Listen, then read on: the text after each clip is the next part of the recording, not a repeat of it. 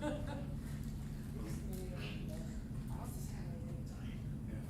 meaning, but. Yeah, yeah. I think I heard some stories from 30 times. Yeah, he's a great guy. Those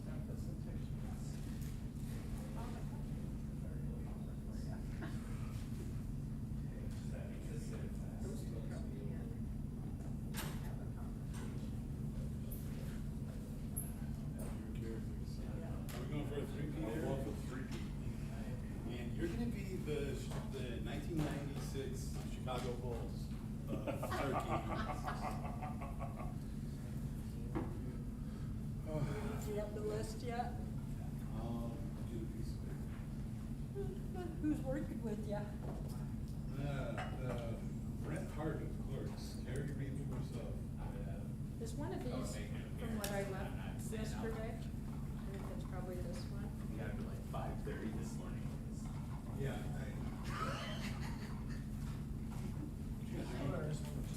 Question for you. I understand. I'm wondering if we can figure out something other.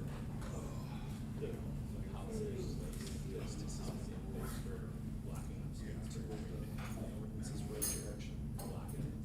That was the first one. One of the things that I'd like to do is have two options downtown rather than that extra cost. We just like take it out really quick. I understand, you know, from a safety standpoint, having something more it's like better. I was trying to think logistically how I do It's one of those things where everything that we do could be built just wait, you know, for the worst case scenario all the time. It's not. Come and sit with you guys. When it comes to like engineering. Thank you today. Hey, you bet. Where's your Just kind of see where that goes. But I don't know if just not sure. Were you? I was gonna ask. Oh, yeah, there's so many that. There's a few I run into. Steve may have different opinions. So you'll present this option and you'll present the next option. Joyce, I'm surprised when I run into. I don't really have much to say on that. I know, well, yeah, I know, but I don't know. So that explains that, so that's a lot. I walked out my house. We do.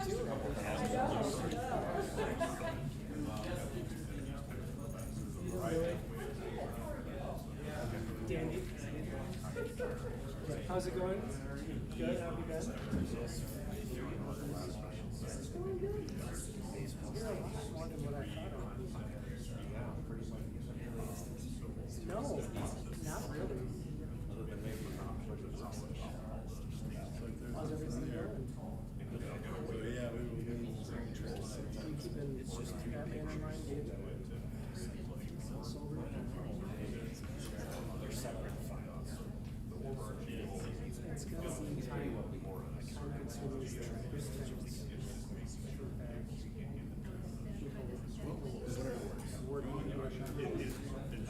You can plug it into the website. Not part of that, the only issue we don't do that section was the process.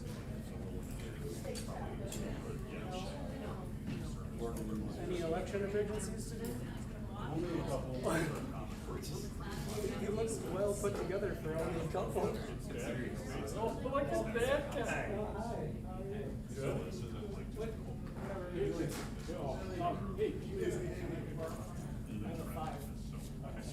A tent? How many person tent? Be for like Amelia and I, we're going to the, I don't know if we'll do it for sure, but we're going to the Thursday, Friday. So it's a 9-year thing that we I have a 3-person tent. I got it.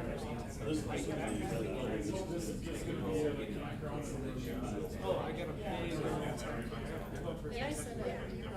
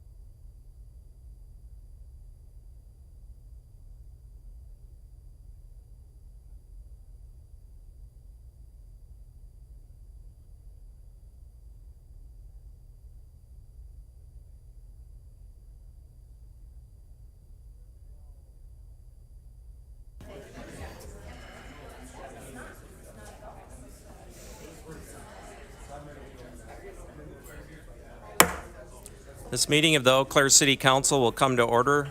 Please stand for the Pledge of Allegiance.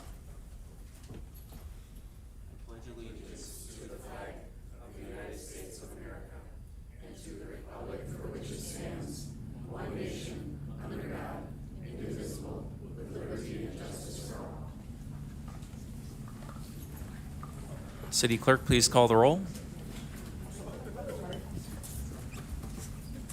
Councilmember Brewster. Here. Gregor. Here. Johnson. Here. Imboga. Miller. Here.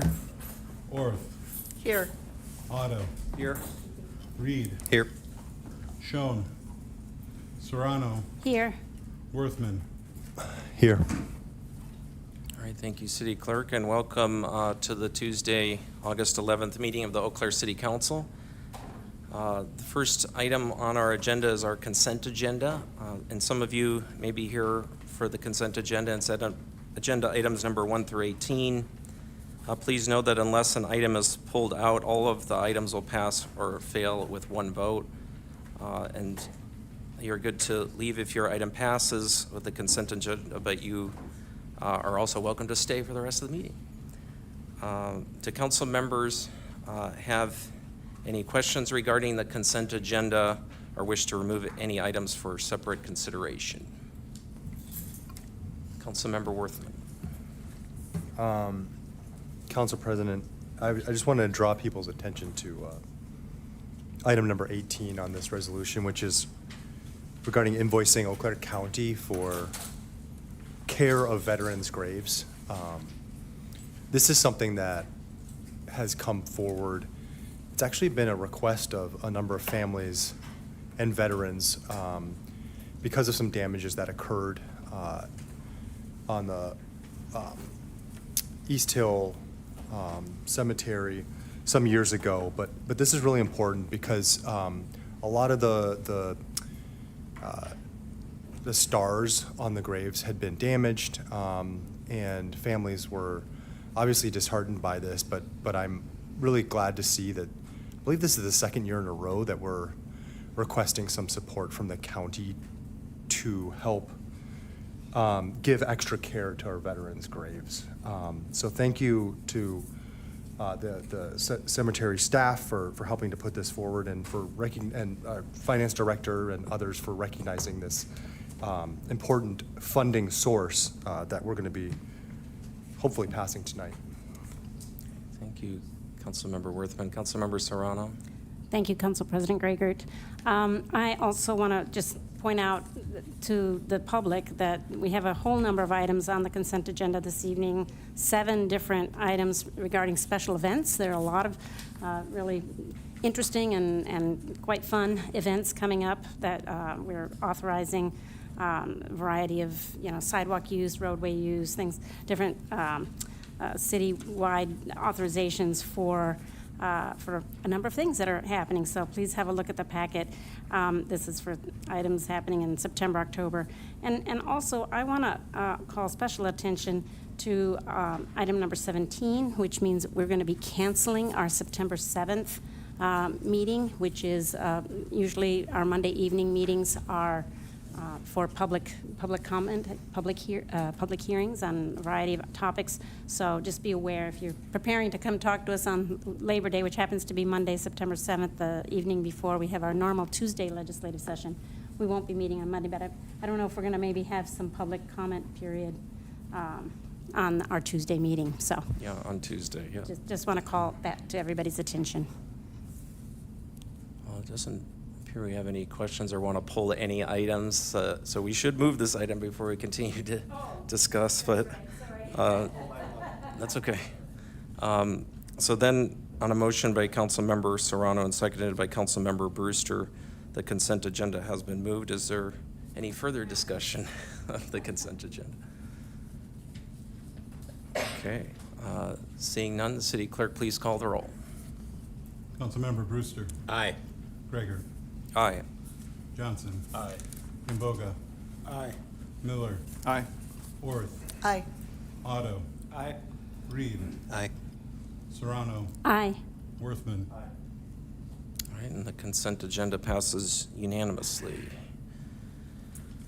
Okay, so we're going to go into the business agenda. So agenda item number 19, resolution awarding a contract for procurement number 2026-45, Carson Park Stadium upgrades. And we have our Recreation and Facilities Manager, Patrick Newkirk, here to present. Thank you. Thank you, Council President Gregert and council members. So this item before you here is award of contract approval for us to proceed with work on our first phase of improvements at the Carson Baseball Stadium. So I just have a very brief overview of what that project is, and then we also have some renderings of the design work that has been done so you can get an idea of what we're talking about doing at the stadium. But backing up a little bit, since last winter we have been working with the main users of the baseball stadium on design of these improvements, as well as a few other future phases of work at the stadium. For all of these design improvements that I'll talk a little bit about, we have received approvals from both the local Landmarks Commission and also the State Historical Preservation Office related to the historical appropriateness of what has been planned, as the stadium is both a locally designated landmark and also a nationally designated landmark. So we've received approval for historical appropriateness of the full scope of the designed work, but what we're talking about right now is just phase one related to work on the first base side. The first base side work that's within this contract award would consist of construction of a new bathroom and retail space building behind the existing first base bleachers. That is work that would proceed immediately after the end of the Northwoods League season, yet in the next couple weeks, and that building would be completed and useful for the start of the spring baseball season of 2027. The bleacher seating on the first base side of the stadium would also be replaced as part of this work. There's a 10 to 12 month lead time on the materials for bleachers, so those would not actually be replaced until after the 2027 baseball season to be ready for the 2028 season. But again, that's part of this contract award. Within those bleacher seats, there are 408 chairback seats, and those seats and then also the additional bathrooms are part of achieving our goal of satisfying private donations that we received going back almost 10 years ago now, that have been held within the Eau Claire Community Foundation. There's $400,000 of private donations that are contributing to specifically this phase of work. So as part of the overall cost of this phase of construction, those donations will be fully used here as well. Like I mentioned, the bathroom construction would start right away. The bleacher replacement would happen after next baseball season.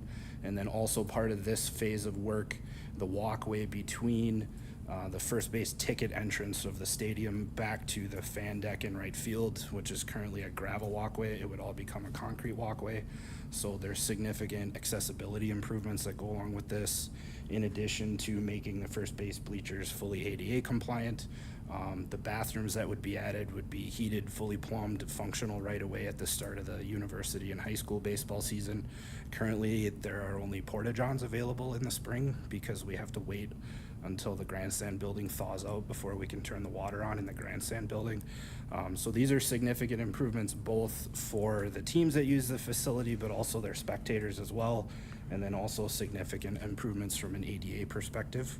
Other work that has been designed that will be future phases as we're able to work together with the community groups to hopefully secure additional funding would include grandstand work related to tuck pointing of the seating area facade, waterproofing of the grandstand shell, repainting of all of the green wood and steel structures, and then connecting some drainage in the grandstand area into the existing field drainage behind the home plate area. We would also be replacing the light fixtures in the seating area with period appropriate LED fixtures.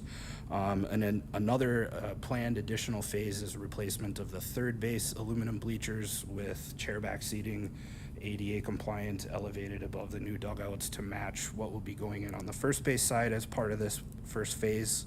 And then a further future phase that's been planned is regrading and installation of a stormwater drainage system to be able to install artificial turf on the playing surface.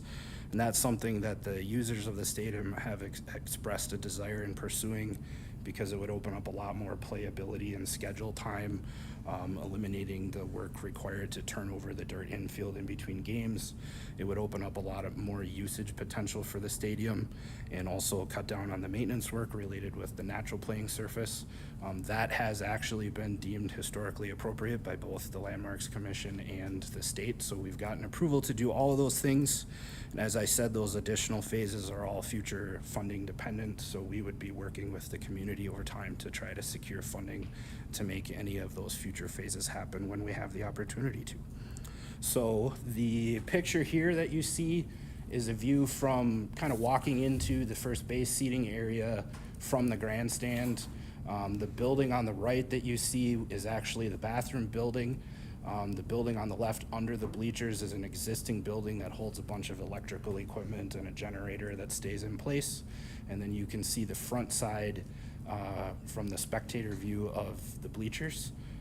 We can go to the next slide is looking from the opposite direction. So leaving the fan deck, walking towards the grandstand, a little bit of a view of the ADA ramp, which would start underneath the bleachers and then work its way up to that 8-foot elevated ramp or walkway at the front row. And then the ADA seats would be in the very front row of this new bleacher section directly above the dugouts.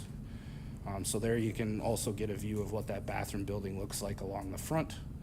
So then the last picture there, this is just a view of what the improvements would look like after they're all complete. So the first base bleacher side is on the left side of this picture, and then the third base bleachers would be on the right side, and again, that would be a future phase. So if there are any questions, I'm happy to take them, but we're ready to go to get the work started and excited to be here. Thank you. Any questions from the council? Councilmember Mboga. Thank you, Council President. When I look at the package, there was the Eau Claire Community Foundation was supposed to split 50-50, is that right? So we're using all of the available private donations that they have, and that's the $400,000. It was actually voted on last year at council to appropriate the city portion of funds towards this work. So, can I ask Yeah. another question? So, I know we are talking about phase one. There are 3 phases or four phases? There would be 1, 2, 3 potential future phases. So do we just, I'm sorry that I'm way ahead. Are we, the city, city council, are we going to vote for more funding for these 3 phases, the coming 3 phases? Not at this time. That is something that we would have to take through all of our normal processes, and we would absolutely be working with community groups on more private fundraising to help make these things happen. Thank you. All right, any other questions from the council? Okay, All right. thank you. Thank you. All right. So on a motion by Councilmember Worthman and seconded by Councilmember Orth, this item is moved. Is there any discussion? Councilmember Serrano. Thank you, Council President Gregert. I want to thank our Parks Department for all the work in this planning. Patrick, you in particular also. I was out there, Carson Park is part of my district, and I was out there, I don't know, a month or 2 ago looking at the new dugouts and the impact to folks maybe in wheelchairs or with accessibility issues. And boy, this is a really needed project in order to really be able to kind of make the stadium going experience pleasant and equitable for our entire community. And I think that's a really important value for us, and so I'm, again, the new dugouts were great, but now this is a very necessary next step. So I just want to vouch for the necessity of this upgrade to our landmark Carson Park. Thank you, Councilmember Serrano. Yeah, I just want to thank everybody who's put in a decade of work into this. Really, I was working at the Chippewa Valley Museum at the time that a lot of the discussion first started around some of these renovations and fundraising, and it is a special night, actually tonight at the ballpark, as the Eau Claire Express have like a tie-breaking game in the playoffs for Northwoods League. So I was able to catch a couple games this year, and it's really it's impressive how we can showcase our community really to the entire Midwest, and through baseball, but also like at the Eau Claire's Festival to the entire world, really. So, and the outfield almost has recovered, I would say, from the staging and all of that from the Eau Claire's Festival. So, it's a very resilient field as well. Okay, is there any further discussion before we move to a vote? All right, City Clerk, please call the roll. Councilmember Gregor, Aye. Johnson, Aye. Imboga, Aye. Miller, Aye. Orth, Aye. Otto, Aye. Reed, Aye. Serrano, Aye. Worthman, Aye. Brewster. Aye. All right, and that passes unanimously.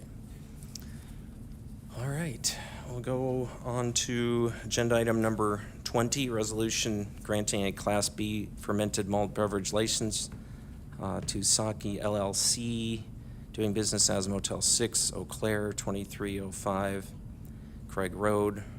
Arzu Patel, agent, this is postponed from May 26, 2026, and we have our Assistant City Attorney Blake Herbison to present. Great. Thank you, Council President Gregor, and good evening, council members. As the agenda item notes, this item returns from May 26, being postponed by council in order to give applicants an opportunity to address some concerns that were raised by our License Review Committee. Since that time, those concerns have not been addressed, so it is at this time that I would recommend that this application for a Class B license be denied by the council for these specific reasons. So first, there were ongoing fire code violations that were noted at this location back in May by the License Review Committee. Our fire department had been working with them for several months at that point to try and remedy open fire code violations. And in the meantime, despite repeated visits from our fire inspectors, violations including retesting fire extinguishers, fixing exit site lighting, fire alarm panel issues, and some issues with a fire door in need of repair. None of those issues have been addressed since the council meeting back in May. I understand that they've been pleasant to work with and have made repeated assurances that they would get the work done, but at this point the work has not been done. And so that speaks to potential concerns for compliance from an alcohol perspective. Second, we had the applicant was required to attend the August 10 fake ID retailer training that's put on by the police department and health departments. I confirmed that was obviously just yesterday. I confirmed the attendance list did not include any of the individuals from the Motel 6, whether that be the agent, the listed individuals on the application, or employees. So we have concerns potentially from an underage sales perspective. And then additionally, upon review since May 26th council meeting, have had opportunity to look at other hotels in the city of Eau Claire with Class B licenses. And the setup here that's proposed at this Motel 6 that includes basically a cooler behind the front desk of the establishment is different and distinct from other hotels in our community that do have a specific bar restaurant area where alcohol is being served. So the check-in process and the alcohol service process are generally separated in the city of Eau Claire. So in this case, this looks different than other hotels in the city. So for those reasons, it'd be recommended that the council deny the application, and I'm available for any questions you might have. All right, thank you. Councilmember Miller has a question. Thank you, Council President. Thank you, Assistant City Attorney Herbison. Just administratively, if this were to be denied, is there any wait time for the applicant that they could reapply, or how would that work? Right, so yes, it's not a forever bar for the applicant, but it would be a 1-year holding period before they would be able to reapply for the license at that time. Okay, thank you. Councilmember Worthman. Thank you, thank you, Council President, Assistant Attorney. Was the conversation at the license review pretty much unanimous on denial? So, Fire raised their concerns, PD noted their history with the applicant, legal presented. So generally, if there's objections coming from different departments, we'll raise those, and if they warrant denial, we'll certainly argue it before council here. This postponement period, maybe they were going to get there, but given that we've kind of given them an opportunity to prove themselves and it hasn't happened, I think it reiterates the concerns that were raised by the various departments that did have concerns.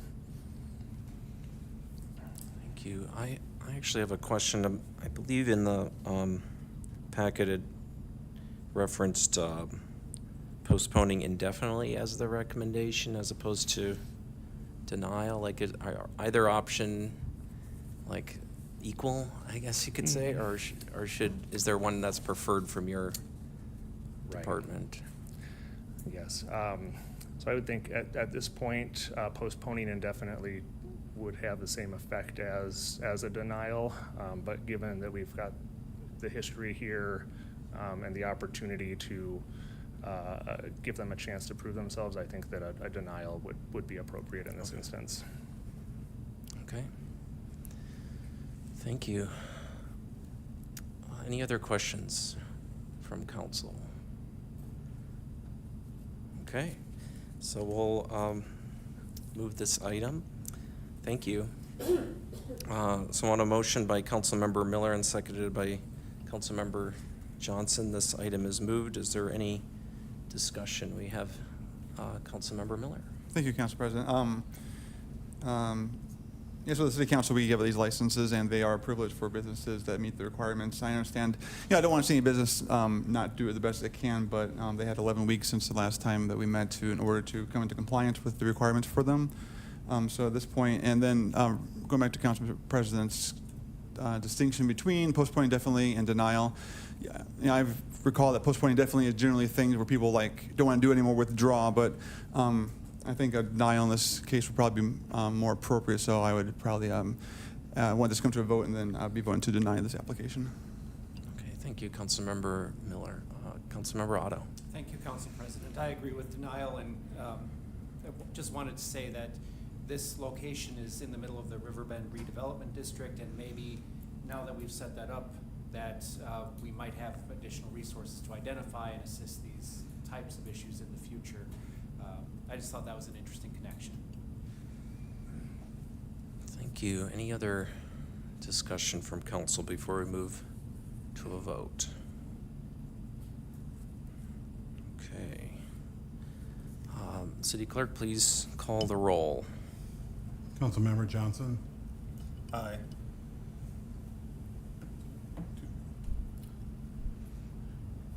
Imboga? So that, Is that I to deny? sorry, yeah, just to clarify, a vote to yes is to approve the No. No. Councilmember Miller? No. Worth? No. Otto? No. Reed? No. Serrano? No. Worthman? No. Brewster? No. Gregor? No. All right, and that fails 0 to 10. All right, so we'll move on to, there's 4 different agenda items, 21 through 24, that will each be considered separately, but they're all under that excess land discussion that we had yesterday. So the first one is a resolution granting excess land of parcel 221040367 Park Ridge Drive, and we have our coordinator Hufford to present. Yeah, Thank you. and I won't have information for each one of them, but I did clarify the timeline. So for Lawrence Street and Riverview Drive, being Plan Commission recommended those go to Waterways and Parks. That would be August 26th, and then back to Plan Commission August 31st, bringing it back to council on September 8th. And would you guys want a public comment period again on the 8th would be a question. And then Vine and Park Ridge Drive, we would recommend following Plan Commission's recommendation of approving those two. And unless there's Okay, any other thank questions, you. that's So all I that- have. So that's presenting on all 4 of the items at once, essentially. Okay. Yep. Thank you. Yeah, so just to clarify that timeline, August 26th for Waterways, Parks and Urban Forestry, August 31st for Plan Commission, and September 8th for a vote by the City Council, but we'll have a public hearing that same day. Another, so you want it on the public? I think that would make Okay. sense, yeah. Okay. So questions from council, Councilmember Otto? Thank you, Council President. Is there any, I guess I'm not sure who could answer this, but is there any reason Waterways and Parks would be prohibited from also looking at the Park Ridge Drive parcel? That would be a decision by you guys. It's not, from my understanding, it's not something they normally would, but if you guys want them to review it, we could take it to them also. Thank you. Okay, any other questions from council? Okay, so thank you, Okay. Coordinator Hufford. And so we'll move agenda item number 21. So that'll be on a motion by Councilmember Imboga and seconded by Councilmember Otto. Agenda item number 21 is moved. Is there any discussion? This is just the Park Ridge Drive property. Councilmember Otto.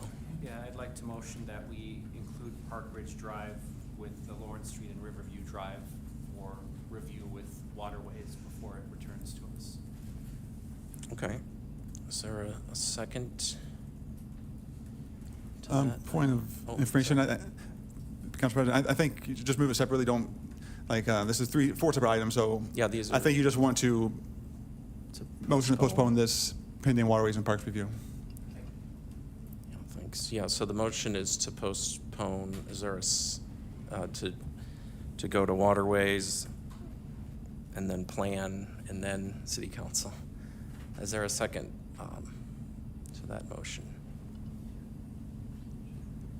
Councilmember Serrano, sorry. Yes, I will second that motion. That Okay. parcel of land is in my district, and I think there's always good benefit that can come from having a little bit more review. There's no urgency in time, so I feel like it makes good sense to have the Waterways and Forestry have a look at this one too. Okay, thank you. All right, so with that motion to postpone, is there any discussion? Councilmember Miller. Thank you, Council President. If the mover or seconder could elaborate as to, so the Park Ridge Drive parcel is just kind of a little triangular piece of land that is bounded by homes on one side, light industrial on the other side, and across the road from a Rod and Gun Park. I understand, having more time to hear things out, but also every time we did postpone something or refer to committee, there's more staff work that goes into it. There's more. They've already worked in this, so I'm always cognizant of staff time where our staff is stretched very thinly. So just given the size of this parcel and the fact that it abuts current residential and industrial, I'm just kind of curious of the rationale, other than just to do it to have this go to Waterways and Parks. Yeah, thank you, Councilmember Miller. Councilmember Otto. No, thank you, Council President. So rationale is, I know it's across the street from Rod and Gun Park, near a waterway area, and probably not technically within the purview of Waterways and Parks. But I do know that this committee would want to look it over, would want to have a buy-in into it. And I guess ultimately it's a show of a good faith toward the Waterways and Parks Committee. So, not the biggest issue, small parcel like you said, but I see no harm in granting them additional review of this. Thank you, Councilmember Otto. Councilmember Serrano. Thank you, Council President Gregor. For me, I mean, I'm always just aware, even if it's a small little piece, you know, developing any kind of parcels near parkland already where wildlife lives, there are wildlife considerations to think about, and we're always balancing, you know, development and housing with green spaces. And I know we don't want to apply, you know, send everything necessarily yet to the Waterways and Forestry Commission, but at this point, I think this is close enough to an area where wildlife exists that that's my interest in kind of having them weigh in. Okay, thank you. Any other discussion from council on this motion to postpone? I guess for me, I just, you know, I do feel that across the street from a park is adjacent enough to be considered adjacent, I guess. I also, I mean, I know we just updated the purview of Waterways, Parks and Urban Forestry, and it is also a forested piece of property, and like might be ambiguous as to where that fits in, but I also just generally feel that every piece of land is a potential park. So like to be able to have a perspective on from Waterways and Parks and Urban Forestry on this would be helpful. And I think while it's in a gray area, I think it makes sense since they're already considering other excess land, or potentially if we vote that way. It's relatively efficient for them to consider. So any other discussion on the postponement before we move to a vote? All right, City Clerk, please call the roll on the postponement. Councilmember Mboga. Aye. Miller. No. Orth. Aye. Otto. Aye. Reed. Aye. Serrano. Aye. Worthman. Aye. Brewster. Aye. Gregor. Aye. Johnson. Aye. All right, and that postponement passes 9-1. So we will move on to agenda item number 22, resolution granting excess land of parcel 221091354. The address for this parcel is 2027 Vine Court. And on a motion, we already had the presentation on this. So on a motion by Councilmember Serrano and seconded by Councilmember Brewster, this item is moved. Is there any discussion?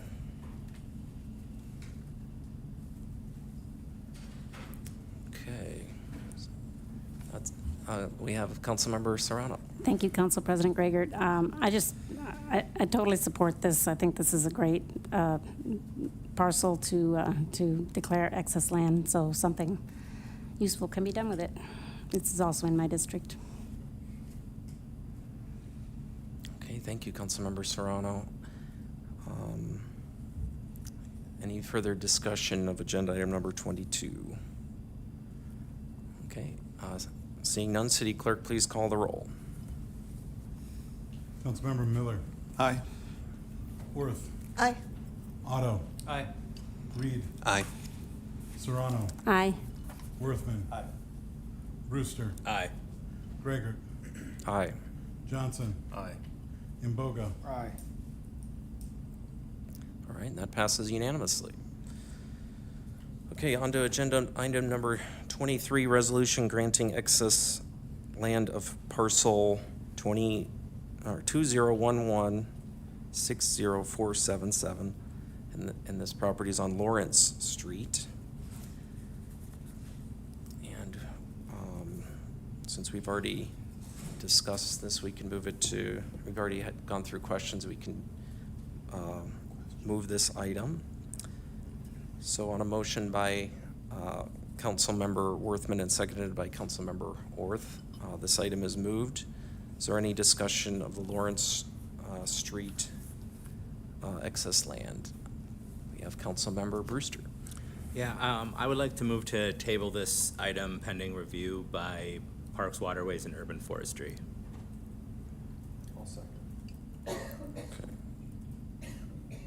Okay, so we have a motion, and do you intend to have it go to Plan Commission and City Council as well? Yeah.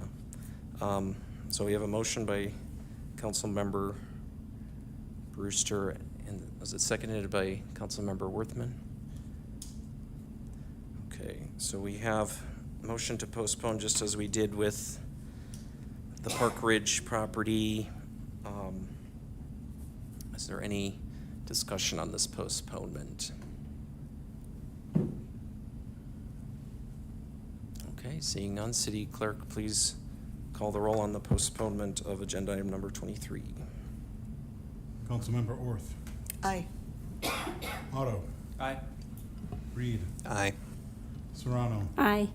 Worthman. Aye. Brewster. Aye. Gregor. Aye. Johnson. Aye.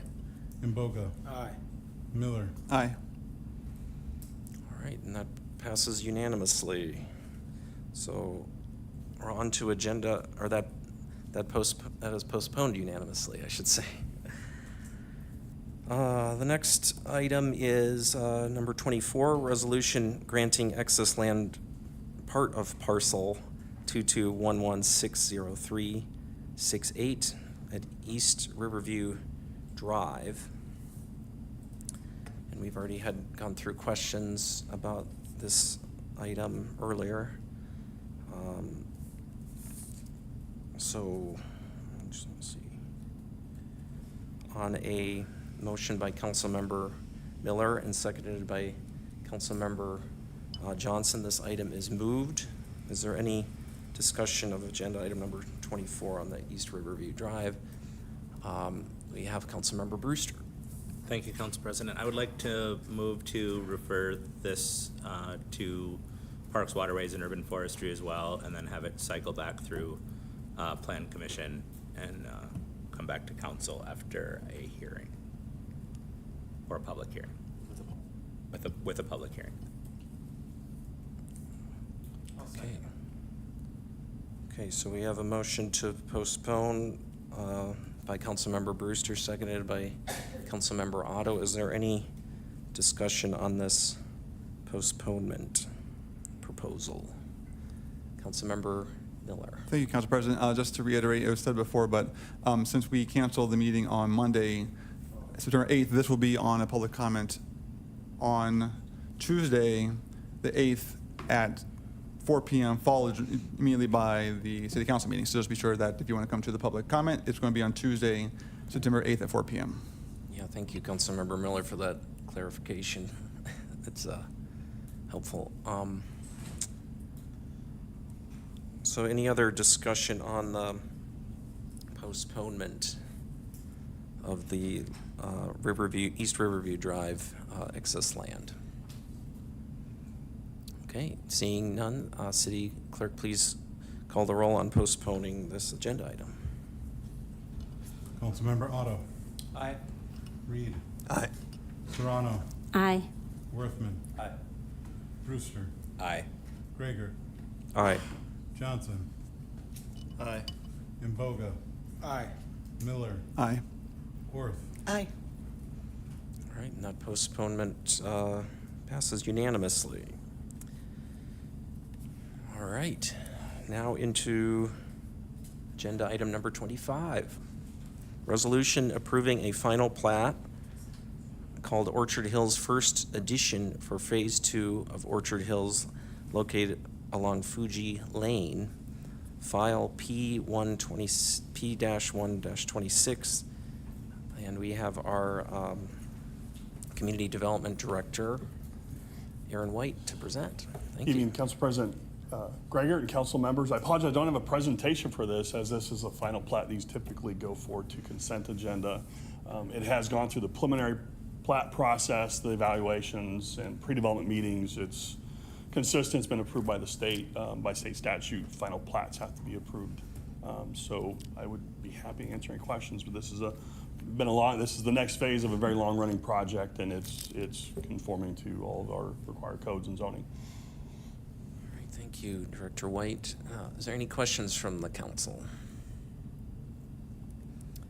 All right, well, thanks for your presentation. Thank you. Let's see. So on a motion by Councilmember Mboga and seconded by Councilmember Otto, this item is moved. Is there any discussion?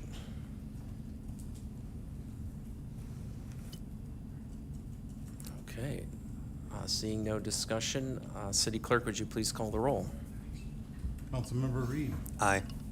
Serrano. Aye. Worthman. Brewster. Aye. Gregert. Aye. Johnson. Aye. Imboga. Aye. Miller. Aye. Orth. Aye. Otto. Aye. All right, and that passes unanimously. Next agenda item, number 26, resolution authorizing the city manager to enter into a subdivision infrastructure agreement with CDPG Developers, LLC, for street and utility improvements within the plat of Orchard Hills First Edition. And we have our engineering director, Leah Ness, here. Thank you for joining us. Good afternoon, Council President Gregor, council members. The development agreement before you today is standard to what you've seen in the past. It will allow for infrastructure improvements within the next edition of the Orchard Hills development, the final plat that just passed. A condition of signatures on the final plat is a subdivision infrastructure agreement.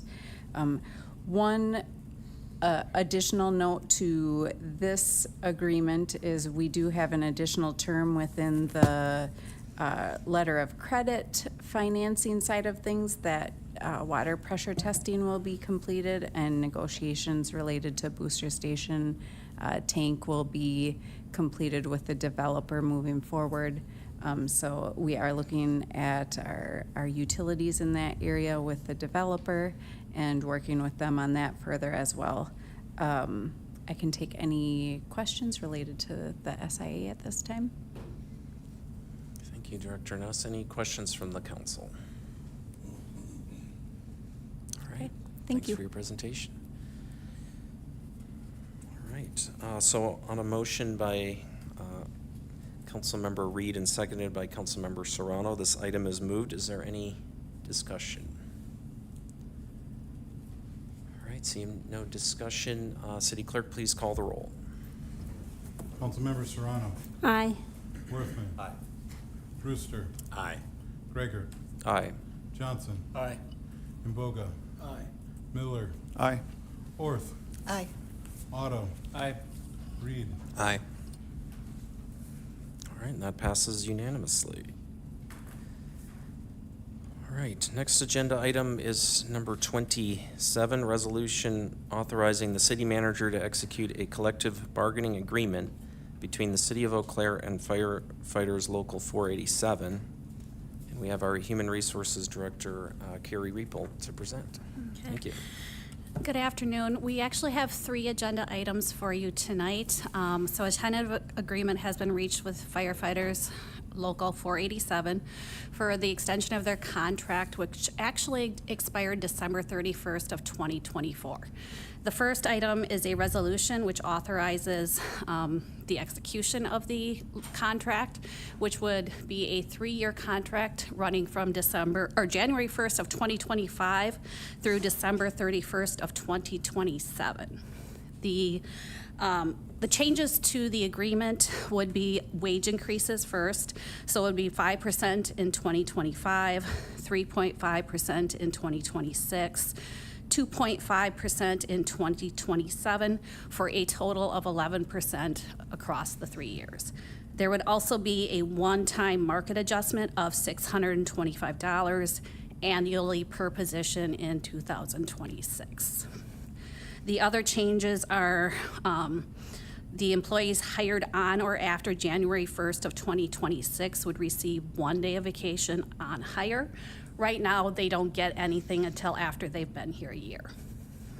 And then the other two are military and funeral leave, adjusted to better align with other employees. So later on the agenda are two ordinances for introduction. We will ask that you suspend the rules and consider them today. The first is on the pay plan so that we can get them their current rate of pay and back pay issued as soon as possible. And then the other one is for that vacation change so that we can get those new employees that one day upon hire. With that, I will take any questions. Okay, any questions? Councilmember Mboga. Thank you, Council President. Walk me through it. I did not understand. Did you say they did not have a contract for 2 years? It's a 3-year contract. No.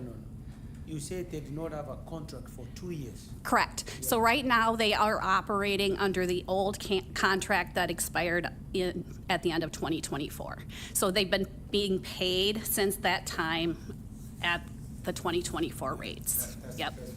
Mm-hmm. Okay. Yeah, thank you, Director Riepel. I think, oh, sorry, Councilmember Serrano has a question. Thank you, Council President Gregert. Yes, Director Repo, question.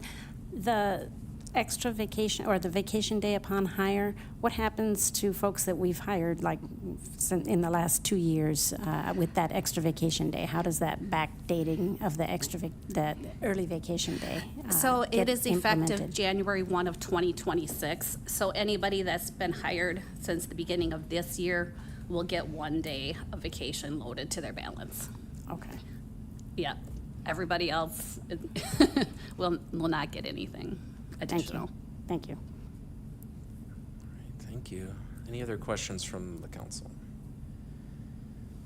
All right, thank you, Director Riepel.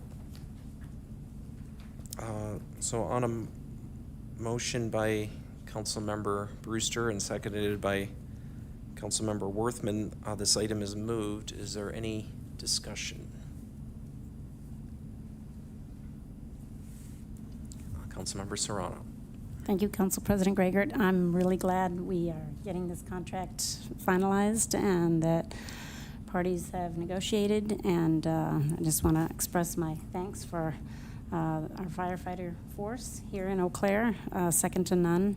And just really appreciate all of their service and just very glad to get this contract completed. Thanks to everybody that worked on it, our legal, HR, and the firefighters local also. Thanks to everybody.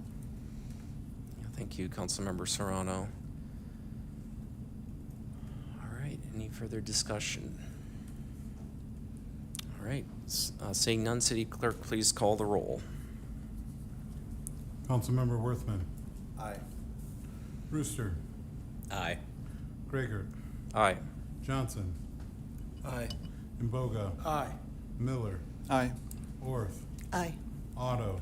Aye. Reed. Aye. Serrano. Aye. All right, and that passes unanimously. All right, so we're going to go into a category of ordinances for action.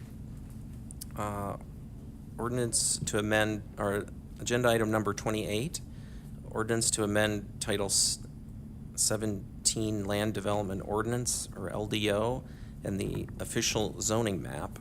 And we, again, have our Community Development Director, White, to join us tonight. Thank you. Good afternoon again. I don't have any additional information to present. I did send out an email earlier this afternoon to all the council members, answered a few questions that had came up last night. Hopefully everybody had a chance to read that. I'd be happy to recap if needed, but I'd be happy to answer any additional questions, should there be any.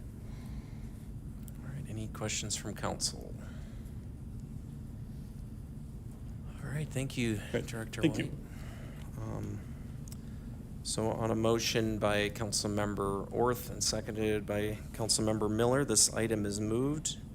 Is there any discussion on these amendments to the LDO?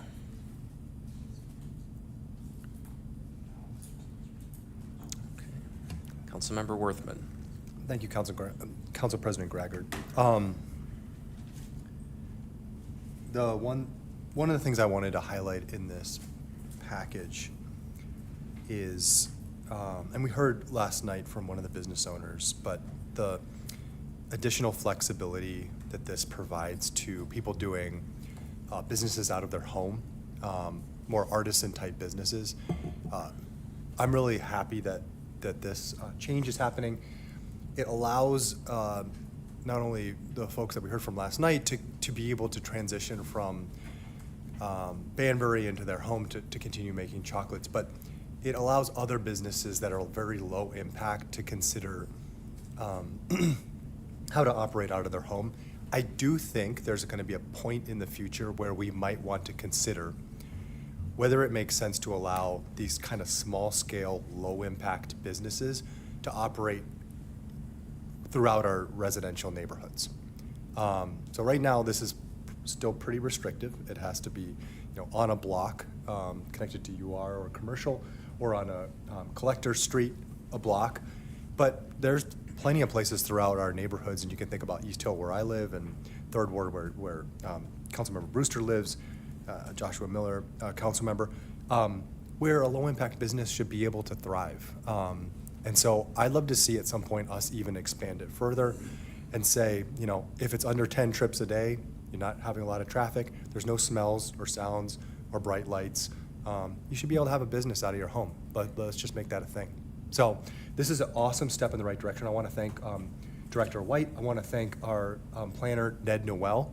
And I want to thank the city manager and the business leaders, Ross and Andy, who showed good faith in local government to help solve a problem, and we're helping to do that today. All right, thank you, Councilmember Worthman. Any other discussion? Okay, City Clerk, please call the roll. Councilmember Brewster. Aye. Gregor. Aye. Johnson. Aye. Imboga. Aye. Miller. Aye. Orth. Aye. Otto. Aye. Reed. Aye. Serrano. Aye. Worthman. Aye. All right, and that passes unanimously.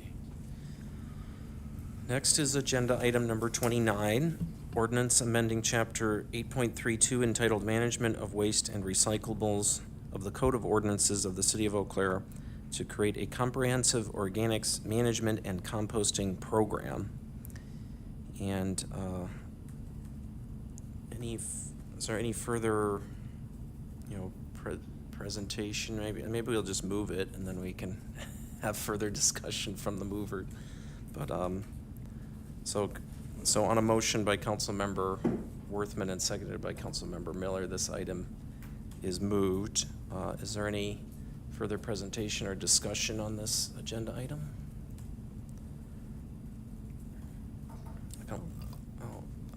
Councilmember Imboga. Yeah. Yeah. I wrote this one. I'll be supporting the goals of making the compost more accessible to Eau Claire residents. I believe keeping food and organic materials out of our landfill is a smart and a long-term investment in our community. I also believe we need to do it. This in a responsible making cost of the resident transparent, educating people about what belongs in the compost stream and address contamination and messes. The amount of waste actually divided from the landfill. If we can do these things, I believe expanding compost collection is a positive step for our city. Thank you. Yeah, thank you, Councilmember Imboga. Any further discussion? Do we have any? Councilmember Miller. Thank you, Council President. Although I'm the second on this item, I just wanted to thank, actually it was Councilmember Worthman that did Councilmember Worthman, city staff, and city legal that did a lot of work on this over the past couple of months. So I just want to thank them for their efforts, and I'm happy to have helped refine some of the points as we bring this forward here to hopefully approval today. Thank you. Councilmember Serrano. Thank you, Council President Gregert. I also want to thank the mover and the seconder for this item. I want to just emphasize a few things for the public's benefit, because I think originally this was proposed as a more far-reaching proposal, and I just want to be clear. Sometimes when that happens here on council, we get news stories and such about the sort of the original idea. It gets modified, but the public doesn't really get the news on the modifications. So I just want to be clear that this does not mandate that our trash haulers be obligated to offer composting services. I'm not saying that's a good thing or a bad thing, I'm just letting the public, emphasizing again for the public benefit that that is not included in this particular ordinance. And the other thing, I just wanted to read a little bit because I think it seemed like this was maybe a little bit vague last night when we were talking about this, that for the Tier 1 residential on-site composting, the acceptable materials are, so this is your backyard compost, only yard trimmings, leaves, grass clippings, uncoated paper products, plant-based food scraps, and eggshells may be composted. Just, there's a distinction here. Meat, fish, bones, dairy products, eggs other than eggshells, fats, oils, grease, and foods containing meat, fish, dairy products, or substantial amount of fats, oils, or grease shall not be composted in Tier 1 systems. I just thought that was just a good thing to highlight for the public benefit, that this is what we're talking about when we're talking about this Tier 1 backyard composting. All right, thank you so much. Councilmember Orth. Thank you, Council President, and thank you to Councilmember on my right, Councilmember on my left, for bringing this forward and for all your work on it. I just think it's such a great opportunity for us to highlight this and make it known in our community that 30 to 35% of our landfill doesn't need to be there, and I really appreciate it. Thank you. Councilmember Worthman. Thank you, Council President. I'd just like to add a few things. Our Assistant City Attorney, Blake Herbison, was, and probably our City Attorney, Steve Nick, incredibly helpful because this is a pretty complicated and lengthy ordinance, but with going through drafts and helping to guide this ordinance process. So I want to thank Assistant City Attorney Blake Herbison. The Sustainability Advisory Committee gave feedback on at least 4 different occasions, which I thought was incredibly helpful as well. Some of you attended those meetings. And then as background, this concept, which is trying to divert some of the organics from the landfill, from our waste stream, is something that is called out in our comprehensive plan and in our Renewable Energy Action Plan of 2018 or 2019, I always forget the year, but as one of the goals for our community to reduce its overall waste stream. This idea and compost, I had, as a council member, at least 12, 13 years ago, I think it was 2012, had started to see interest in from our community. And one of the things that had happened was there was actually a collection that was happening among 5 or 6 downtown restaurants that was being brought to the community garden at Forest Street in 5-gallon pails, and the restaurants loved this idea because it was like Pad Thai and others. They were able to divert it from the landfill. It was costing them less, and the gardeners were using it. Well, we come to find out that we had very strict ordinance language about not transferring across property lines. So that was what got things kind of rolling initially, was that there was interest, but then over the years, people have certainly reached out and said, we'd love to be able to do this. We'd love to be able to do a neighborhood or a community garden, composting. We just want to do our part as citizens, and it's too difficult right now. So that's why this ordinance is in front of you, is we're trying to open that door to make it easier for our residents to have this option.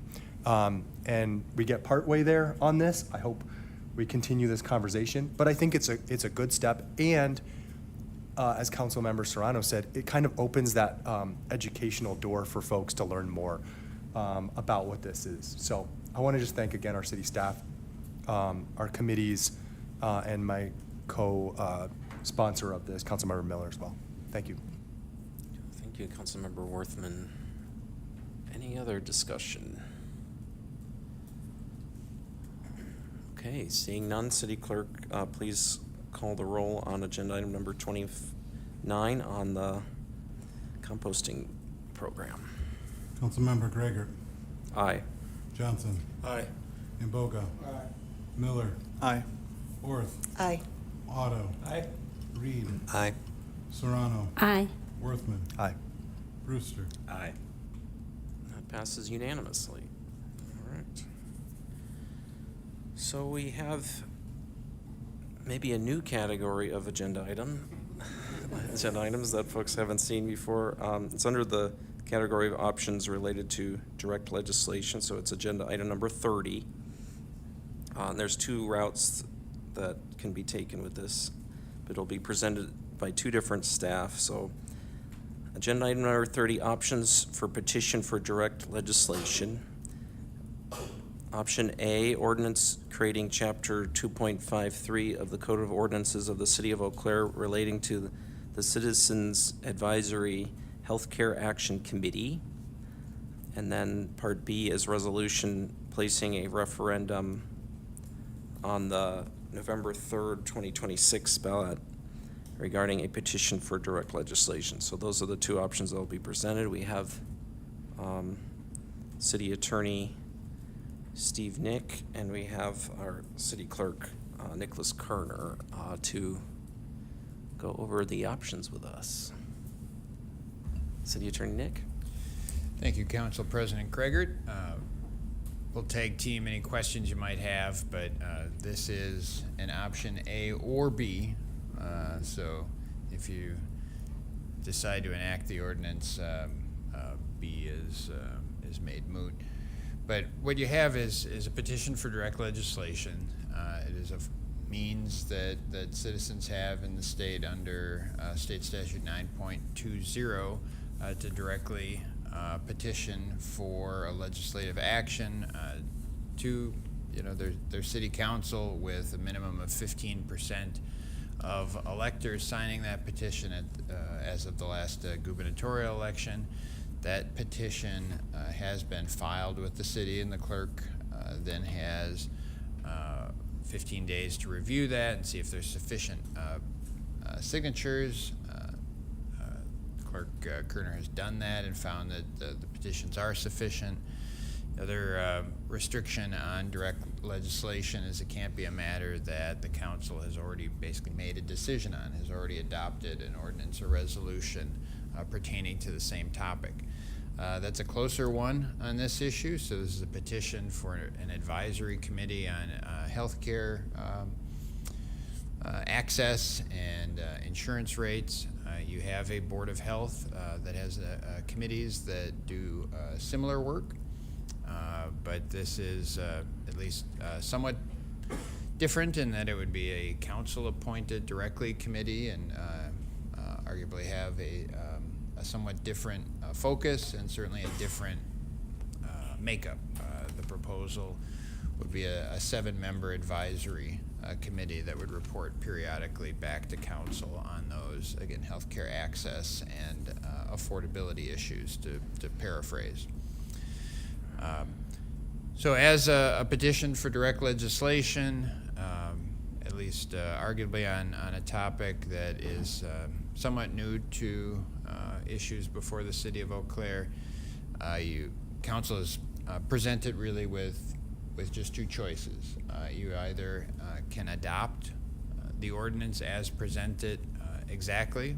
There's no option to amend, at least within 2 years of the initial presentation.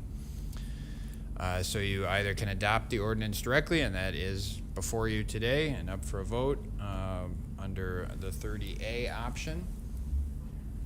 Pass it, and that ends it just like any other ordinance. It would become effective upon publication, and again, could be amended, but not within 2 years of adoption.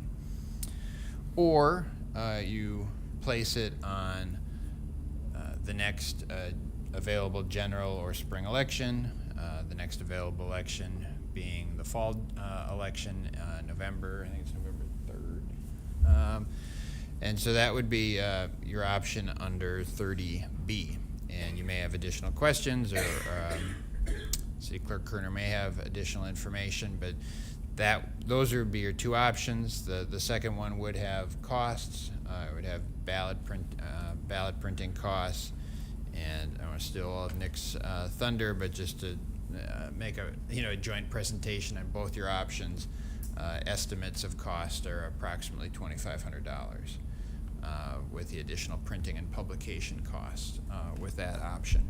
And then should you elect that choice and adopt that resolution under 30B, the ordinance only becomes effective should a majority of electors vote in favor of the matter. And then same effect, if adopted, it would become an ordinance and one that you couldn't amend for a period of at least 2 years. Happy to answer any questions. Obviously, our city clerk is here. Our health director, Lisa Gagizi, is also present. Should you have any questions in terms of implementation and at least the partial overlap of this concept with existing committees run through the city county health department and under the Board of Health. Yeah, thank you, Attorney Nick. And our Clerk Kerner, would you like to share a bit? So. I don't have much to add to what Steve already has said.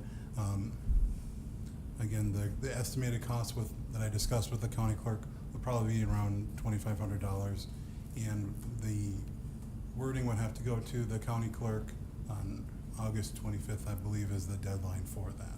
So soon, if you were to pick option B, I would begin working with the county clerk on getting that referendum on the ballot for November.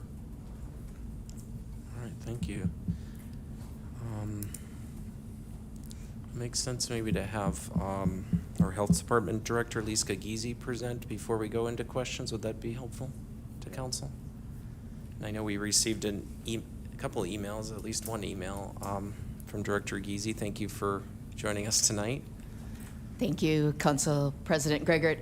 I don't have a formal presentation, but it is an opportunity to at least let you know that I have reviewed the ordinance after we received it. The Health Department was not involved in any way in the work. We were not contacted as part of the process.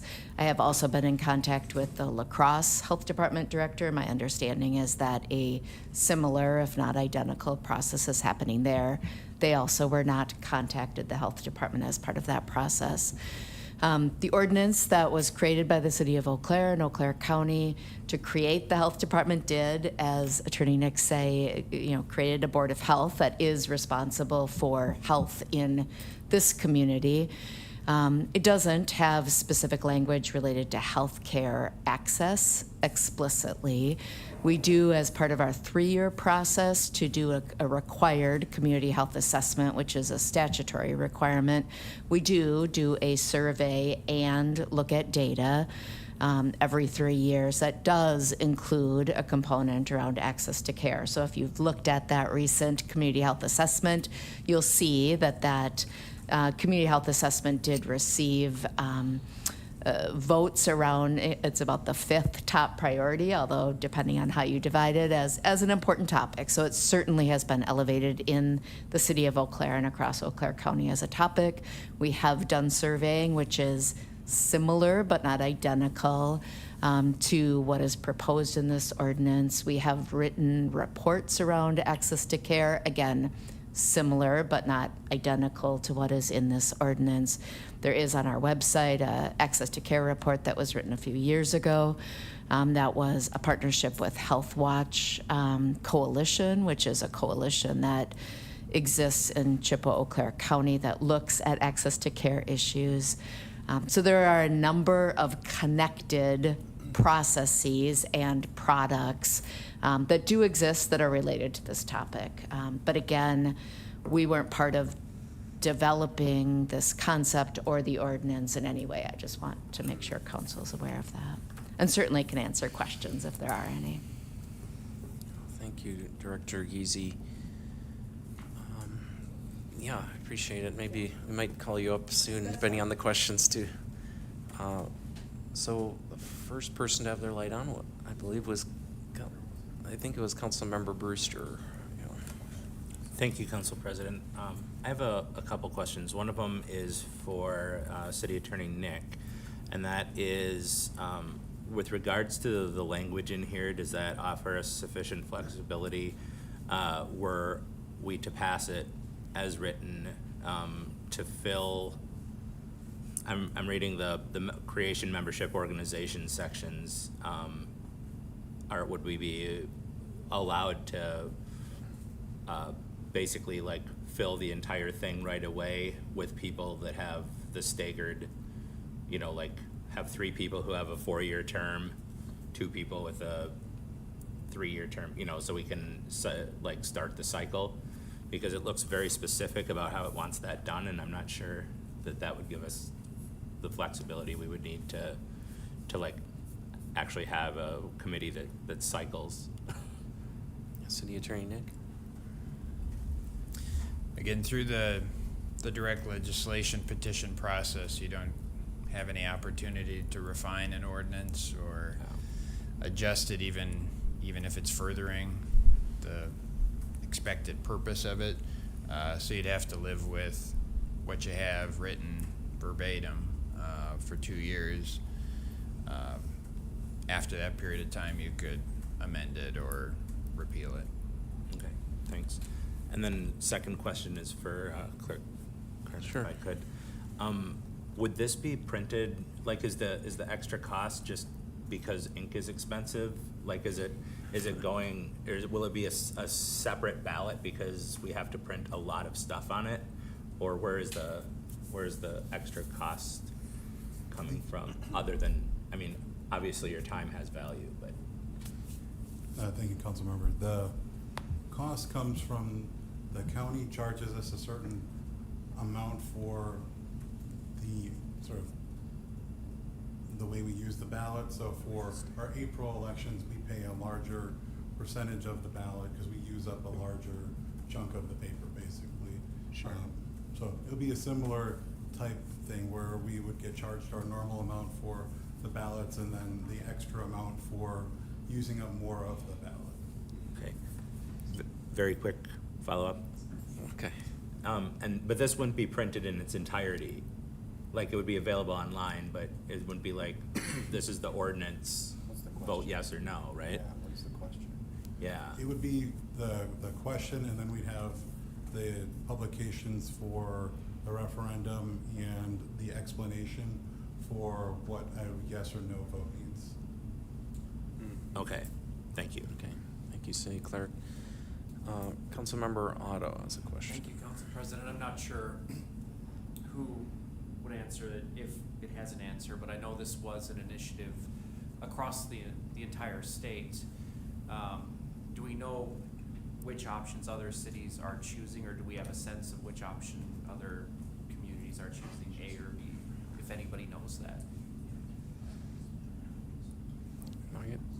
I guess my understanding is the only other community that I'm aware of is La Crosse, and so I'm not sure if they voted on it yet. But Council President, I sure. believe they voted to send it to referendum. Okay. So yeah, it's been voted to go to referendum in City of La Crosse. Councilmember Serrano. Thank you, Council President Gregert. I have a question for City Clerk Kearner. The language that would be on the ballot, would we as council have an opportunity to review that language? Like how it's worded? A lot of times we get referendum items on ballots and the wording is not, I don't know. I'm curious to know what the approval process is for the wording of what actually people vote on. The due date for turning in the wording would be the same day as the next council meeting. So I'm not sure if there would be enough time to have a full council discussion on the wording. Thank you.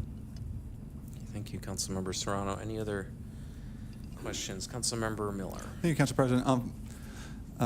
City Clerk, following up on Councilmember Serrano's question, so are you the one that ultimately, or perhaps the city legal, determines the exact wording of language? Who authors that wording? I would work on it with the city attorney's office.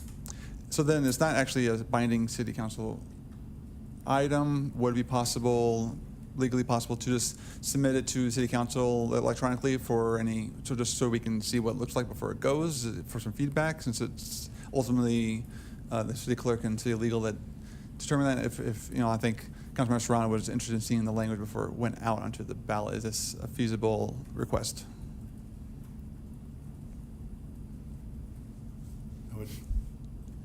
I would defer to the direct city that attorney. to the city attorney. Yeah, City Attorney Nick, do you have any thoughts on that? Well, a couple things. One, the resolution does, reference what the form of the question is in the resolve clause. So that is covered directly by your action should you take it under 30B.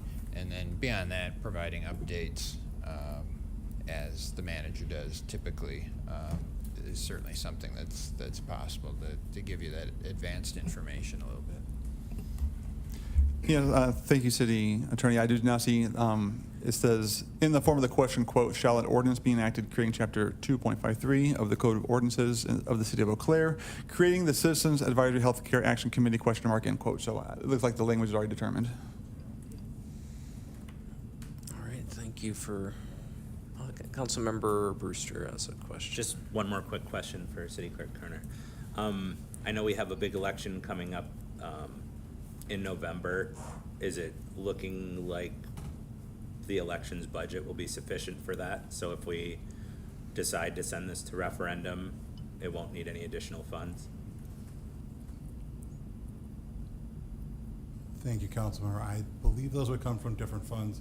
Those would come from the city clerk and probably city council funds for the noticing. But Okay, thank you. different funds. Thank you. Councilmember Orth? Thank you, Council President Grigert. I just wanted to note that we did have 5 community members who did speak to this issue last night at the public discussion, and I believe all 5 of them were looking at it as it coming as a referendum question. Yeah, thank you, Councilmember Orth. All right. So, in terms of queuing up an option for that we can discuss, does anyone want to make a motion, or do you have further Yeah. questions? Are there further Make a questions? motion for Okay. So, Councilmember option Worthman. Okay. B. Second. Point of order, has this been moved yet, City Council That's President? I think that's the intent in this So this would moment be is to moving. move, is to move one of the options. Thank you. Yeah, thank you so much. So we have a motion by Councilmember Worthman and seconded by Councilmember Brewster for option B. Is that correct? Okay. So let's discuss that now. Is there any, Councilmember Brewster, you want to present? Thank you, Council President. I guess my thoughts in this are, if it was up to me to write something like this, I don't think it's a terrible idea. There's some tweaks that I'd like to make, and if we send it to referendum and it passes, we're stuck with it for 2 years, possibly. If we take it right now, we're absolutely stuck with it for 2 years without the ability to modify it. So I would rather have it go to referendum so we have a chance to take it if it does fail. My guess is it probably won't, but if it does, we could workshop it a little bit and come up with something that maybe works more closely with the Board of Health and some of our other partners, include them in that. So that's my thought process on pushing it for referendum. All right, thank you. Councilmember Otto. Thank you, Council President. So this came about as a focused political effort with resources put in toward the campaign, and it is a good idea. I support putting it to referendum, just democratically that feels more, well, ethical, trustworthy. We'll put it in the hands of the public to let them decide. Thank you, Councilmember Otto. Councilmember Miller. Thank you, Council President. Yeah, so this direct legislation option here, so we don't have a lot of choices of what we do. As the City Council representative to the Board of Health, it is a little disappointing that the organizers of this, they took the time to canvass 2 cities and get thousands of votes, but at no point did the organizers communicate with the Board of Health or the Health Department. The Board of Health and Health Departments have overlapping purview with the the function that this wants to create. And so then we could theoretically have a problem of one organization doing one thing and one doing another thing and possibly come with different conclusions. So I did reach out to the organizer. He was included in the our information here, as did the health director. She also reached out, and we did not hear back from Mr. Spencer to ask, why they weren't communicating with the Board of Health, why didn't they try to work with the existing organizations. So that being said, I would not want to vote for this directly to be approved because I think it could have been presented better. So, but by taking option B and presenting it to the voters, that will at least, give the voter the mandate to approve this, even though I think it should have taken a slightly different route to get here today. All right, thank you, Councilmember Miller. Any other discussion? Councilmember Worthman. Yeah, thank you, Council President Greggert.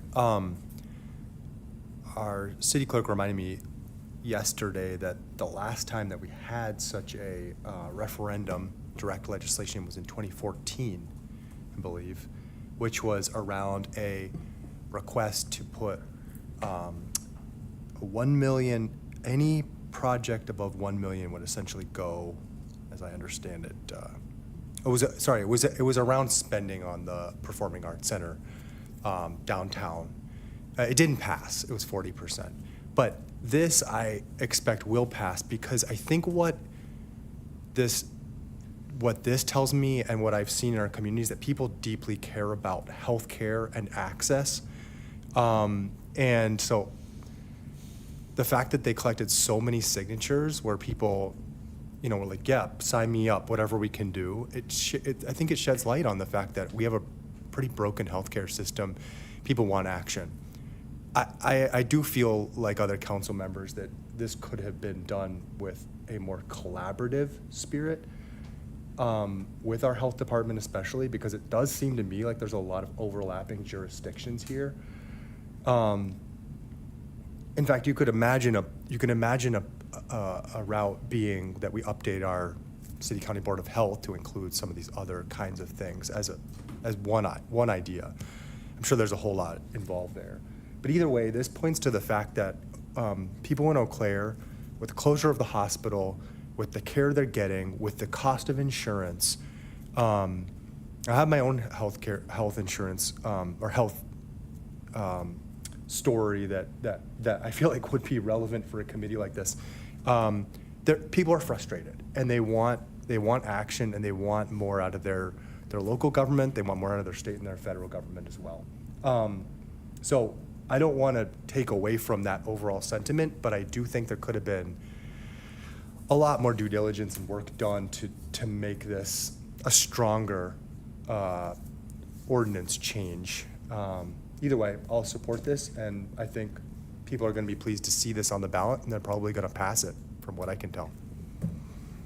Thank you, Councilmember Worthman. Councilmember Mboga. Thank you. I will piggyback what Councilor Whitman said. We're gonna have premium coming up. Premium gonna go up to the beautiful bill coming up in January. So I think when we put things on the ballot, I feel like the community feel like they are part of the conversation. So they will decide if it's a good idea or not bad idea. That's what I'm saying. Thank you. Thank you.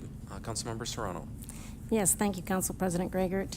I actually am feeling like I'm welcoming any additional groups of people that can brainstorm and can bring ideas forth of what can be done at the local level about this problem. I mean, I appreciate that we have our Board of Health, we have other entities kind of trying to,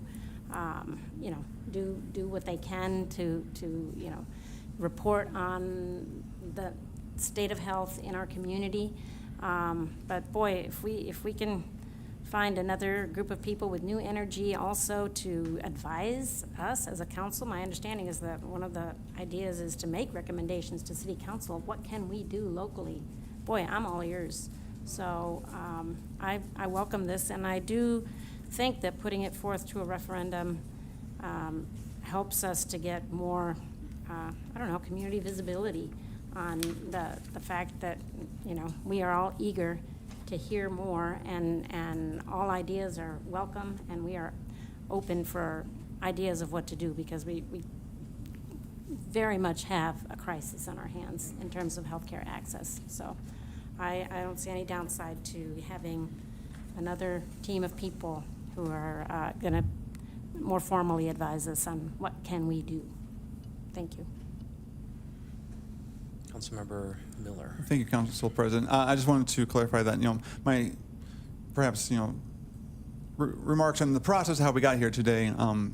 I don't want to, like everyone has been echoing here, that I don't want to dismiss the sentiment that so many people have anxieties and concerns over healthcare access and the cost of healthcare. They got twice the number of signatures required to get this to this point here today. So I do want to empathize with the people who this is a major concern, as it should be, as it is for all of us here on the council. So the process probably could have been a little better in my opinion, but I do fully sympathize with the sentiments being carried here. Thank you, Councilmember Miller. I had a question, I guess, for staff, because we've had a lot of, I guess in recent years, there's been a lot of discussion about the staff time it takes to make sure that our boards, committees, and commissions are a meaningful experience for volunteers, but also, have real tangible power.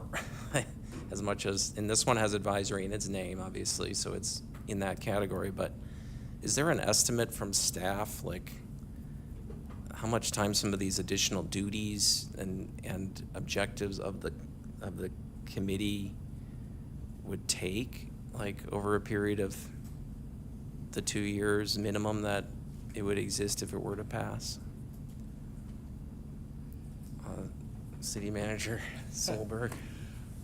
We don't have an exact hour that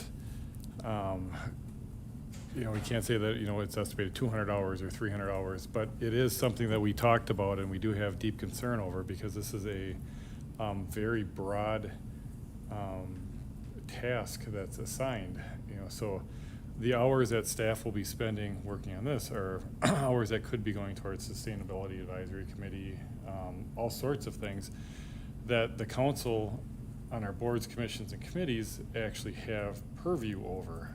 And my issue with this is it's creating a lot of additional work for staff that city council doesn't have purview or power over the health insurance companies for this. You have an ability to broadcast this, but this is a city council. If they're really for awareness, oftentimes the groups that organize the petition could do the same research and have a broader range over the county or over the region instead of just locally in the city. So those are just a couple of things, but we do frankly have very strong reservations and concern for staff time, because I think it is going to be, if it's going to be meaningful, and when we are tasked with doing something, we want to give quality numbers and a quality product to present and to have out. So it'll easily be in the hundreds of hours of staff time to do this. We'll have to do it once before council could reconsider it again and potentially change it for the 2-year period for the charter status with that. So. Okay. Thank you. And sometimes we have various boards, committees, and commissions that have multiple departments involved, and sometimes it's just within one. Like, is there a preliminary idea of this, like being housed within the city county health department, and then maybe having support from planning, or like I don't want to assign anything here or imply anything here, but just want to try to get a sense of like what departments would be most involved from Yeah, that's something that we look at.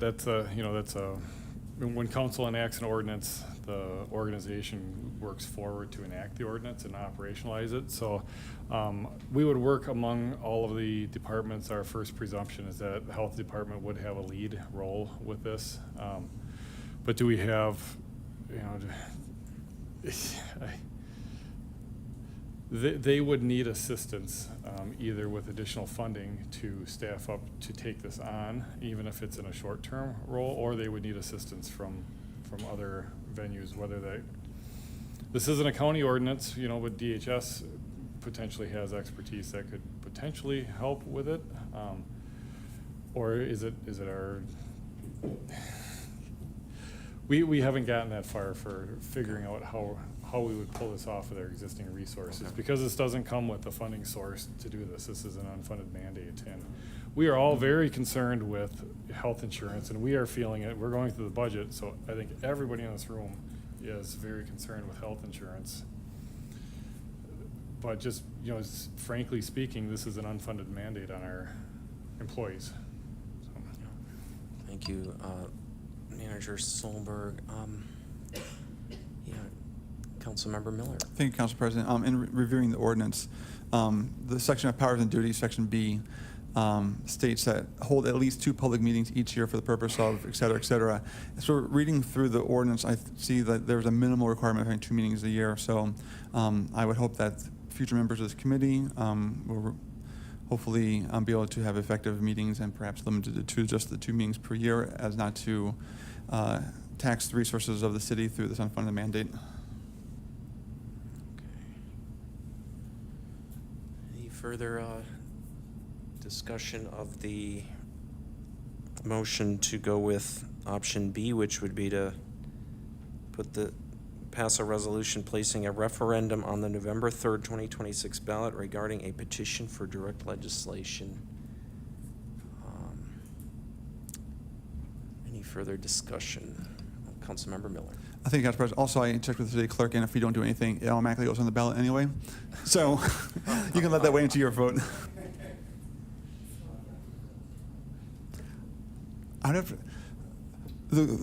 So I guess we all vote no, it still goes in the referendum anyway. Would that be correct, city clerk? I would check with our city attorney. City Attorney Nick. Hate to give hypothetical answers, maybe just vote for it. Yeah, it has to be one of those two. And if this one does pass, then we'd recommend a motion for indefinite postponement on the ordinance under 30A, just to clear the agenda.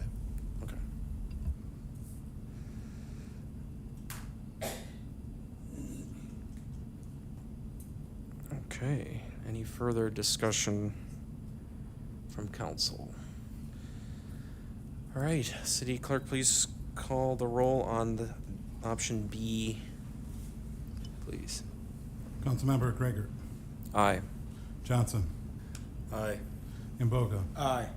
Miller. Aye. Orth. No. Otto. Aye. Reed. Aye. Serrano. Aye. Worthman. Aye. Brewster. Aye. All right, and that passes 9-1 to place a referendum on the ballot. And then is there a motion to postpone, indefinitely postpone option? Councilmember Miller. Thank you, Council President. I move to indefinitely postpone option A. Second.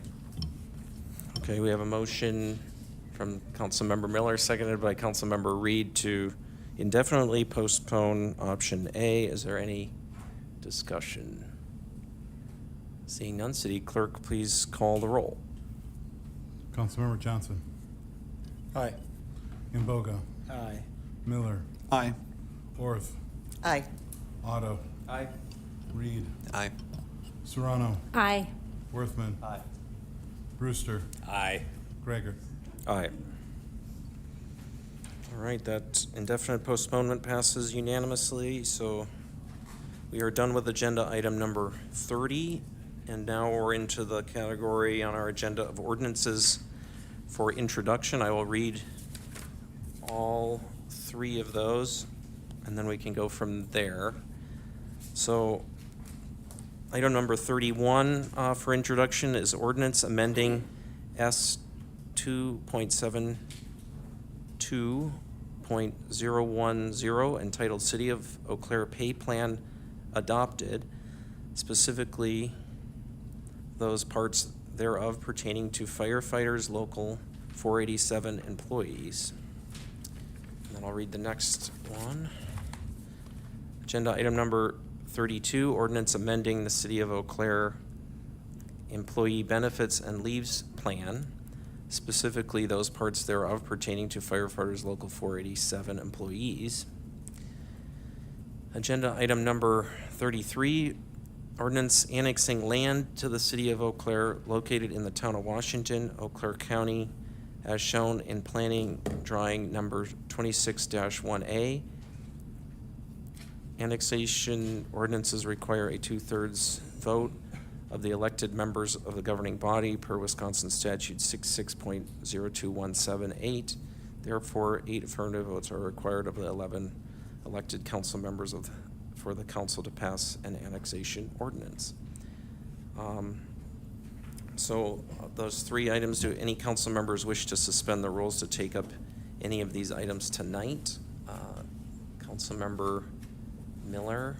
Thank you, Council President. I move to suspend the rules, take up ordinance item 31, and if I'm permitted to do so in the same motion, also do item number 32. Okay, I think that's. I got that's a nod fine. from the city attorney. So we have a motion to take up items 31 and 32. Do we have a second? Councilmember Serrano? I second that motion, please. Okay, so seconded by Councilmember Serrano. So we will take up 31 and 32, but we'll do those separately. So we'll start with 31. Point of order. Sorry. You need. Oh, we need to vote. And it requires a 2/3 Sorry. to pass. So yeah, requires a 2/3 vote to suspend the rules, but in that motion can do so for both of those agenda items. So is there any discussion on whether to suspend the rules? Okay, so seeing none, City Clerk, please call the roll on whether to suspend the rules for agenda items 31 and 32. Councilmember Mboga. Aye. Miller. Aye. Orth. Aye. Otto. Aye. Reed. Aye. Serrano. Aye. Worthman. Brewster. Aye. Gregor. Aye. Johnson. Aye. All right, and that passes unanimously, so we can now take up, we'll start with agenda item 31 and then later go to 32. Perhaps we could have a staff presentation on this, or maybe, so just to make sure we understand what we're considering. So agenda item 31 is an ordinance to implement the wage increases for local 487 employees. So it improves the wage increases of 5% in 2025, 3.5% in 2026, 2.5% in 2027 for the total of 11% over the 3 years. And it also includes that $625 one-time adjustment in 2026. Okay, thank you. Any questions for Director Riepel? Councilmember Brewster? Thank you, Council President. I guess my question is, like, we knew we would eventually have a contract, right? So have we been sort of like squirreling money away, waiting for this moment? Yes, the finance director included a projection in her budget and adjusted for it. Okay, Yep. thank you. Okay, any other questions from the council? Okay, so we're going to move this item on a motion by Councilmember Johnson and seconded by Councilmember Mboga. This item is moved. Is there any discussion of agenda item 31? Okay, seeing none, City Clerk, please call the roll. Councilmember Miller. Aye. Orth. Aye. Otto. Aye. Reed. Aye. Serrano. Aye. Worthman. Brewster. Aye. Gregor. Aye. Johnson. Aye. Mboga. Aye. All right, and that passes unanimously. The next item is number 32 that was read earlier. Is there anything further to present from Director Riepel? Yeah. So the employee benefits and leaves plan is also an ordinance, and that includes vacation. So this ordinance provides that 1 day of vacation to new fire department employees hired after January 1 of 2026, on or after. Okay, thank you. Any questions from the council? All right. Thank you. So on a motion by Councilmember Otto and seconded by Councilmember Reed, this item is moved. Is there any discussion? All right, seeing none, City Clerk, please call the roll on agenda item number 32. Councilmember Orth.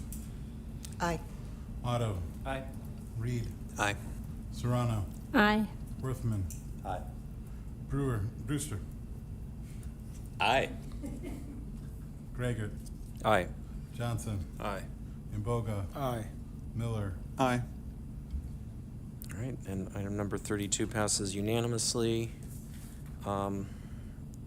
Any other interest in suspending rules to take up the final item, number 33? Okay. All right, so we will move on to, so that concludes our agenda, but so we can go on to announcements and updates from the city manager and the city council. So, does anyone have any announcements? Oh, Yeah. Councilmember Mboga. Thank you. I think I wanted to draw attention to one of the firefighter we lost. I think some, I don't know whether city council went there or staff went there. We really want to thank him and thank his family for, it is emotional time to lose a family member, especially for somebody who works for the city, how long they work. We want to thank him for so much, and may God rest his soul, peace. That's what I want to say. Thank you, Councilmember Mboga. Councilmember Miller. Thank you, Council President. Be on the Board of Health, and we have the health director here. It's probably been noted, but the health director is retiring from her position at the end of this year. She has served, I knew until I started talking, how many years has it been?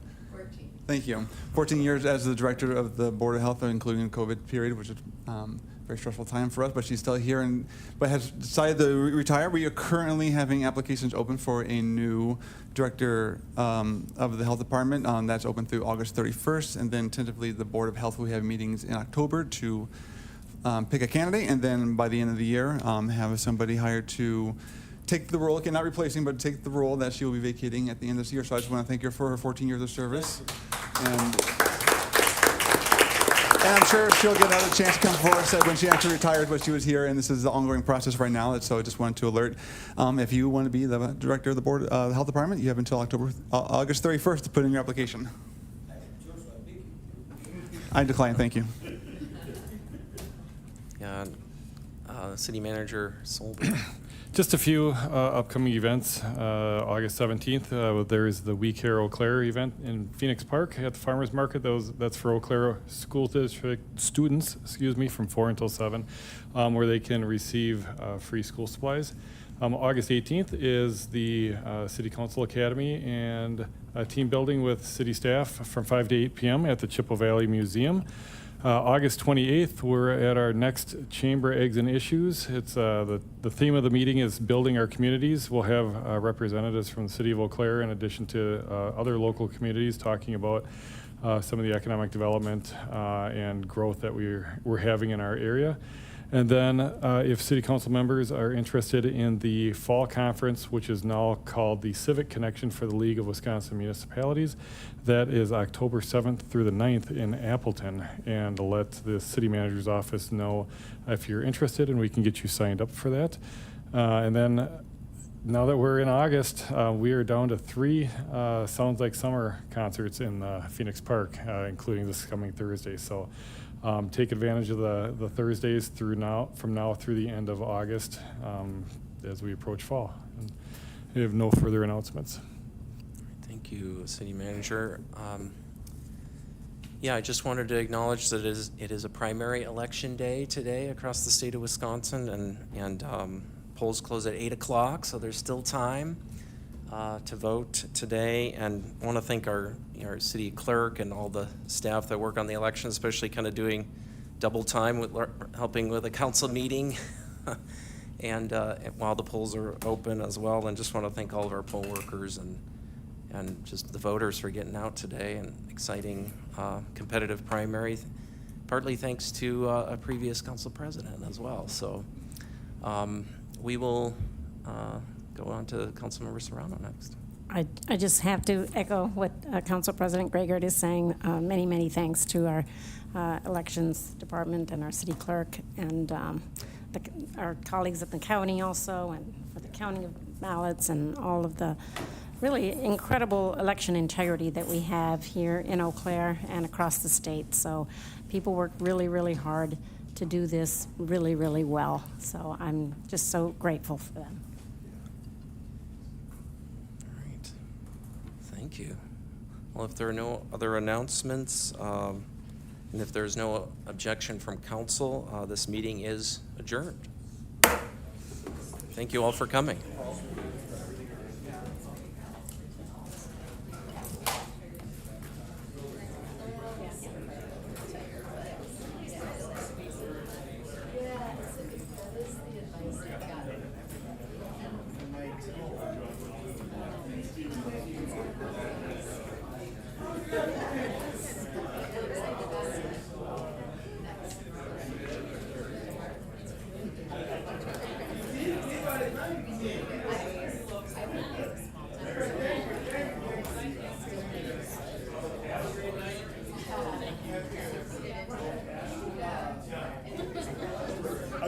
I make no disclaimers about what's in the wallet.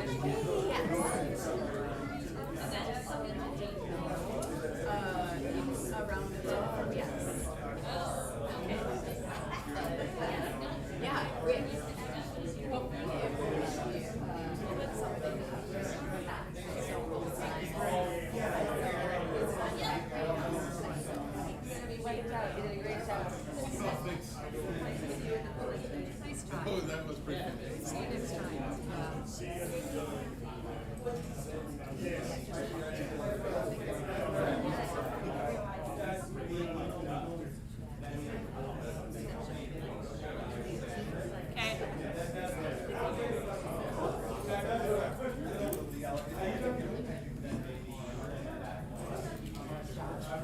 See you at Waterways.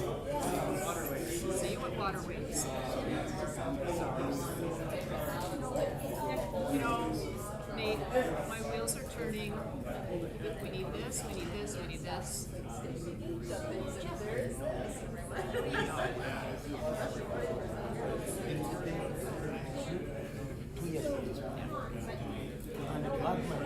And I say no. I know. Because I don't want Right, right. So, you know, with John Dunn, you remember that he is an encyclopedia of DNR and wonderful things. And he knows soil scientists. Yes, I know. I did on Friday. Oh, Friday? Yeah. I jumped the gun a little bit. Oh, you did? Yeah. I brought a bunch of Boys and Girls Club kids to the Lake Street Bowl